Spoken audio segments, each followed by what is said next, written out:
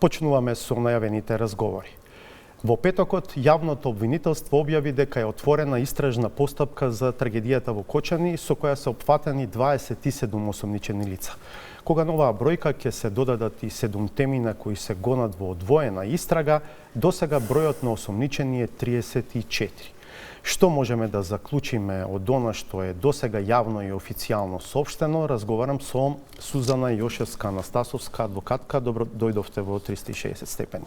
Добро најдов. Најнапред дозволете да изразам искрено сочувство на семејствата на загинатите и на сите кои се засегнати од оваа трагедија. Која би била вашата генерална оценка за досегашниот тек на истрагата? Се разбира базирано на она што досега е јавно и официјално соопштено. Генералниот впечаток за истрагата е дека таа се одвива брзо, односно предистражната постапка сега веќе предена во истрага, дека таа се одвива со голема брзина, со добра усогласеност помеѓу соодветните органи, пред се мислам на Министерството на внатрешни работи и обвинителството, а особено ако се имало предвид за нивните меѓусебни несогласувања за кои бевме сведоци минатиот период. Добро е што како граѓани чувствуваме дека тие несогласувања ги имаат ставено на страна и се заедно насочени кон една цел, а тоа е да се добијат што е можно повеќе сознанија во оваа рана фаза, за да може да понатаму работат во истрагата и да се откријат сите кои на било каков начин се директно или индиректно одговорни за оваа несреќа. И од тој аспект формалниот впечаток е дека тече системски добро, одлично, со впрегнување на сите можни сили и верувам дека е така, оно што го добиваме како информација од обвинителството, дека работат многу обвинители, а и останати органи на државната управа кои им помагаат во добивањето на сознанијата. Оно што покрива дилеми е од петокот навака, на кој начин обвинителството се одлучува уште од сега да ги постави контурите на идното обвинение. Ќе зборуваме за тоа сега во продолжение на разговорот, но предлагам претходно, за да влеземе во таква содржинска дебата, да видиме сегмент од излагањето од петокот на државниот обвинител Љупчо Коцевски, кога објави дека е отворена истражна постапка за трагедијата во така нареченото кабаре Пулс. Јас ќе ви препорачам, почитувани гледачи, да обрнете внимание на следните зборови и фрази од изјавата на обвинителот: соизвршители, заеднички, верижни пропусти. Да ја видим. Основното јавно обвинителство Кочани донесе наредба за спроведување истражна постапка против 27 физички и 3 правни лица, за кои постои основано сомнение дека како соизвршители сториле тешки дела против општата сигурност од член 292 во врска со член 288 од Кривичниот законник.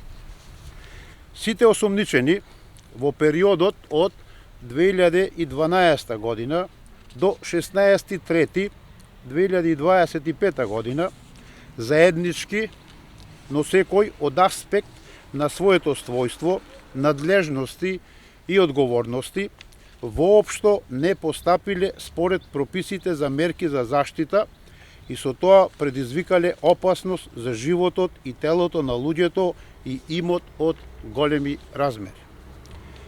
Верижните пропусти и незаконити действија на одговорните и службените лица довеле до тоа да при користење на пиротехничките средства на 16.3.2025 година за време на настапот на музичката група ДНК во кабаре клуб Пулс во Кочани биде предизвикан пожар во кој настапила смрт на 59 лица, меѓу кои 6 деца, а биле повредени уште 197 лица, од кои 25 деца.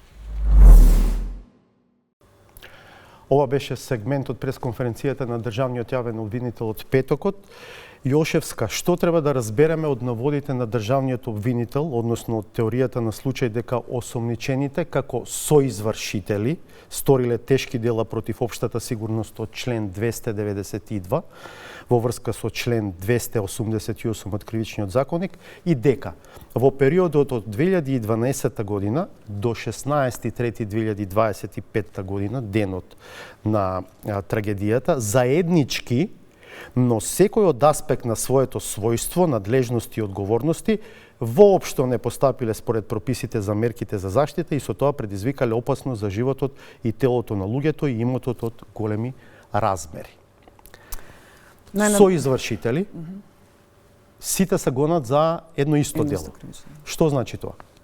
Најнапред само во една реченица, една увертира за јавноста да свати дека обвинителот во петокот и ова вие што го читате е дел од наредба за спроведување на истрага, која во принцип и праксата така покажува, представува едно кроки за идното обвинение. Тоа и така треба да биде, бидејќи обвинителството во наредбата за истрага ги поставува темелите за тоа како ќе ги ја води доказната постапка, односно кои докази ќе ги прибира за да може да стигне до обвинение кое ќе може да биде издржано пред суд. Сакате да кажете дека ова на некој начин ќе биде основата утре на обвинението. Да. Сега, затоа е многу важна и затоа е важно во оваа рана постапка и да ја дискутираме. Овие зборови кои ги повторувате, кои се навистина многу значени, значат дека сите 27 лица кои ги спомена, кои се, да речем, поделени во одредени групи согласно пропустите кои обвинителството смета дека ги направиле, не одговараат во рамките само на своите действија, туку сите како соизвршители за едно кривично дело и за една штетна последица, а тоа е трагедијата која што се случи.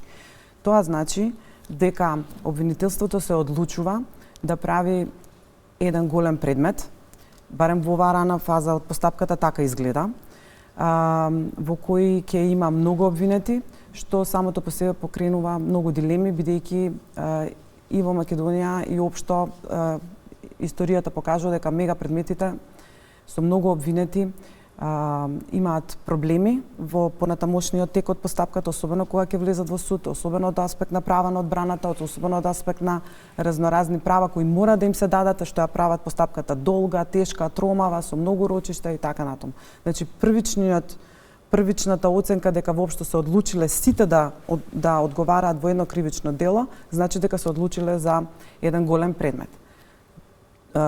Втората оценка е дека дека обвинителството прави некаква поврзаност за пропустите кои ги направиле и лица кои имале мандат кој почнал, завршил и траел и завршил, да ги поврзува со штетна последица која не настапила во временскиот период додека тие ги имале овие должности. Тоа е можеби највпечатливиот, правно највпечатливиот дел од наредбата за истрага во кој што се зборува за верижни пропусти. Така, во периодот од 2012 година до 16 март 2025 година. Ако правилно ја разбирам или ја толкувам терминологијата верижен пропуст, тој може да се доведе во врска доколку едно действие предизвикало друго действие, другото действие предизвикало трето действие и така натаму во една верига стигнало до штетната последица. Но тие мора меѓусебно да бидат поврзани, што значи дека и првиот ќе се поврзе на крајот со последниот и тоа во теоријата на правото се вика каузалитет.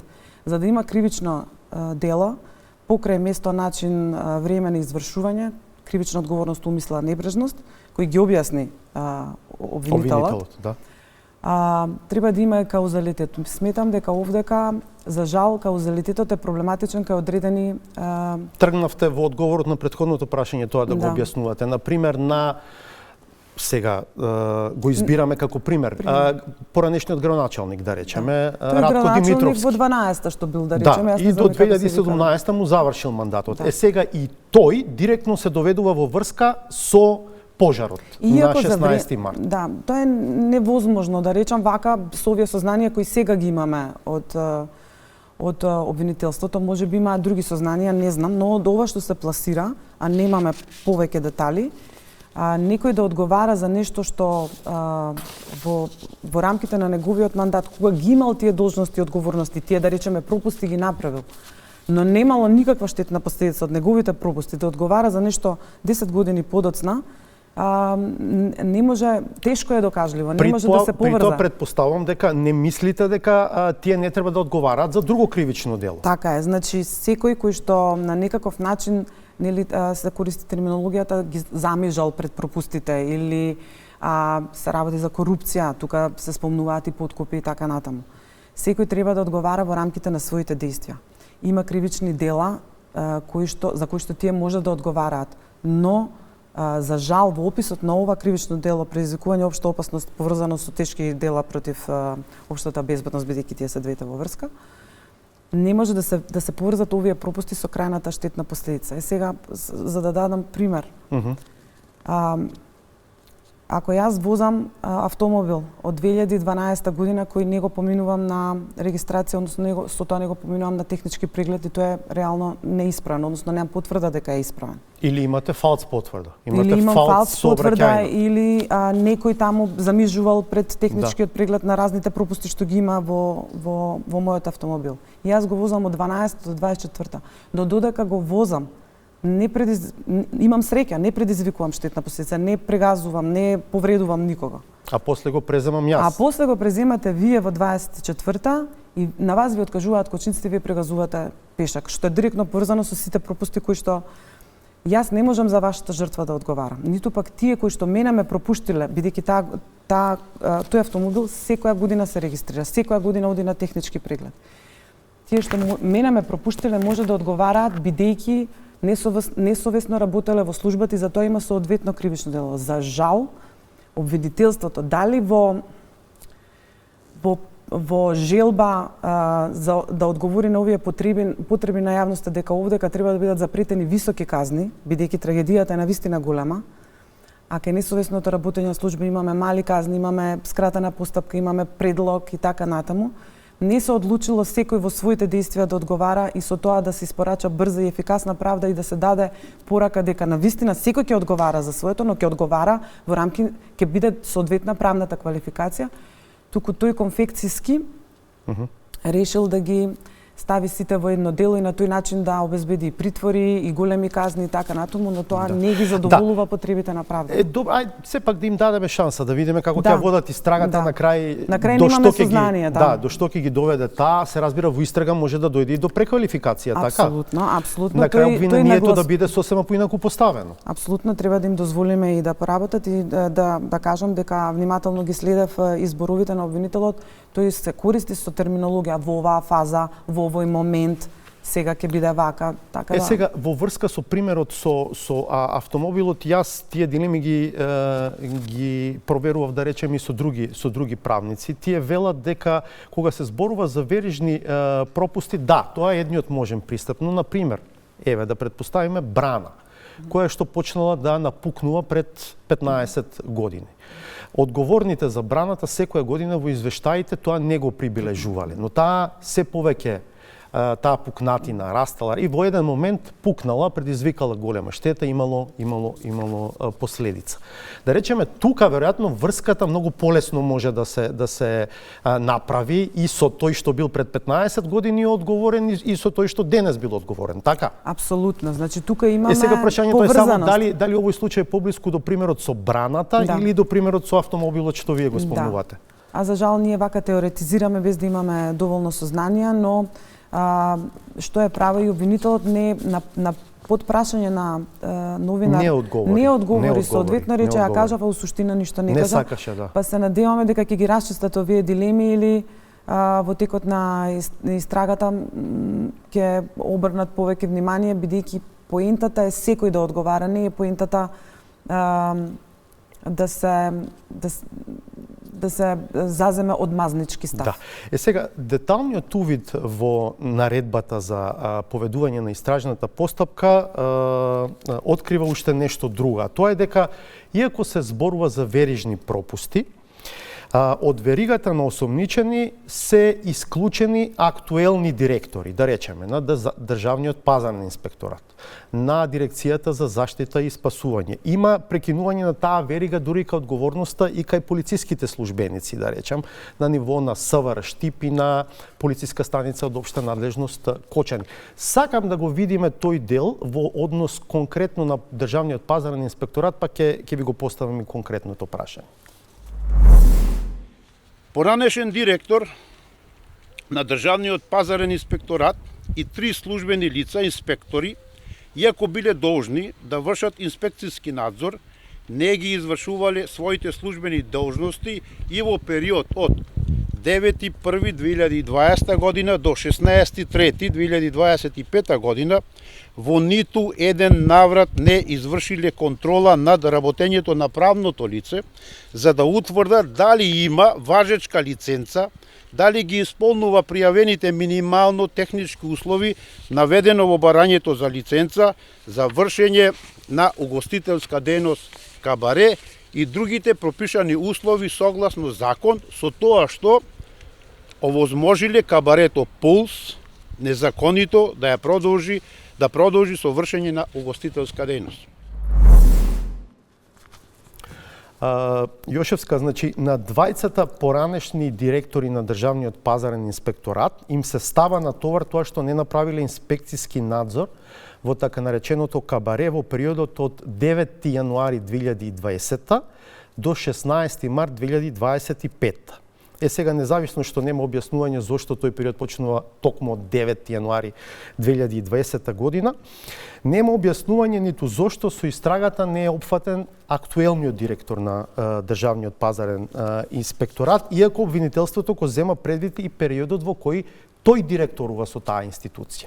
Дали овие дилеми се релевантни? Апсолутно се релевантни, покренуваат прашања, но она што е важно е дека на обвинителството му се сервираат информации од страна, значи тој поднесува барања, му даваат известувања. Сите институции во државната управа. На почетокот беше соопштено дека МВР има една општа наредба да приведува се за што смета дека може да биде поврзано со случајот. На друго мислам. Мислам дека во истата пресконференција таа пред 5-6 дена што беше, обвинителот кажа дека има централизирано тело, тоа се вика инспекцијски совет, и дека се обратиле со барања и од таму добиваат известувања за тоа кој какви должности имал и кој какви евентуални можни пропусти направил, бидејќи не може да се очекува обвинителството да знае се од управната постапка и се од управните надлежности кои ги имаат органите. И дозволувам да постои одговор на овие дилеми кои најверојатно инспекцијскиот совет ги анализирал, кој во рамките на своите надлежности од тој период до тој период направил некои пропуски, но ние ги немаме слушнато до сега. Ги немаме, па они на некаков начин процениле дека бидејќи тука стандардот кој е, знаел или можел да знае раководителот непосредно повисокиот, тој кој што ја раководи целата служба. Се надеваме дека во наредниот период, бидејќи истрагата ќе тече, можеби ќе добиваме повеќе сознанија како што обвинителството ќе смета дека може да ги споделува, бидејќи нели знаете тоа е тајна. Министерството за внатрешни работи беше прашано конкретно да речеме за актуелниот директор на Државниот пазарен инспекторат, но конкретен одговор немаше од министерот на последната пресконференција, но да дозволиме се разбира да видиме. Сега тие одговори малце сугерираат на дилема за евентуална селективност или штитење и ги разбирам тие загрижености, и ги имам јас, но во оваа рана фаза се надевам дека не се и дека понатаму ќе добиеме соодветни образложенија, но навистина се загрижувачки и се дилеми. Може ли да се прогнозира дали ќе има проширување на истрагата и дали од искуство може да се проценува во колкав период таа може да заврши? Има законски рок за трајање на истрагата и јас се надевам дека во рокот од 6 месеци тие ќе стигнат, бидејќи најавија брза истрага.